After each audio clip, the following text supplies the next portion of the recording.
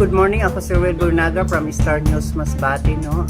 Simula noong October, ano na po yung mga nagawa mong mga project dito sa Barangay Badling, madam?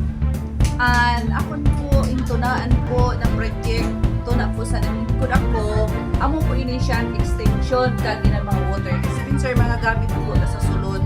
Kaya nagsulod po ako dito as in, wara gayon po.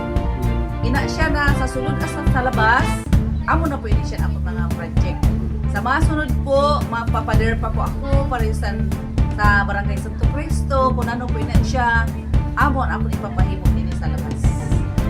Ma'am, kumusta po ang iyong pacing order dito sa Barangay Badling? Ay, okay man po. Wala man po problema. Pag-abot po sa inyo, agricultura, ma'am, kumusta ma'am?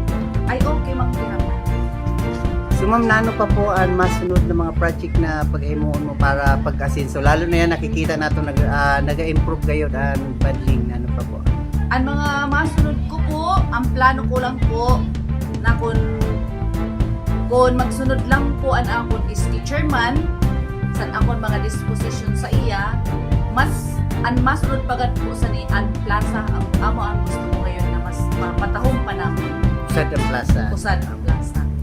Ating pinuntahan dito sa Barangay Badling si Kapitana Imelda Budi Capitria, kung saan ay pinakita sa atin ang kanyang bagong gawa na extension dito sa Barangay Hall dito sa Barangay Badling, at pinakita din niya sa atin ang proyekto ng Kalahi na ito maayos na, at ito mayroong mga couch or sopa at mayroong mga TV at CCTV na ikakabit si Barangay Kapitana Imelda Capitria upang mabigyang seguridad ang mga kabarangay niya dito sa Barangay Badling. Kung makikita din natin na yan, maayos na itong kanilang bawsi office no dito sa Barangay Badling, Uson, Masbate. Pakinggan ang ating pakikapag sa Kapitana. Barangay Badling. So, kanina mga lingkuranan, Kapitana, sa imuhan na po ni siya, import ni mo ni.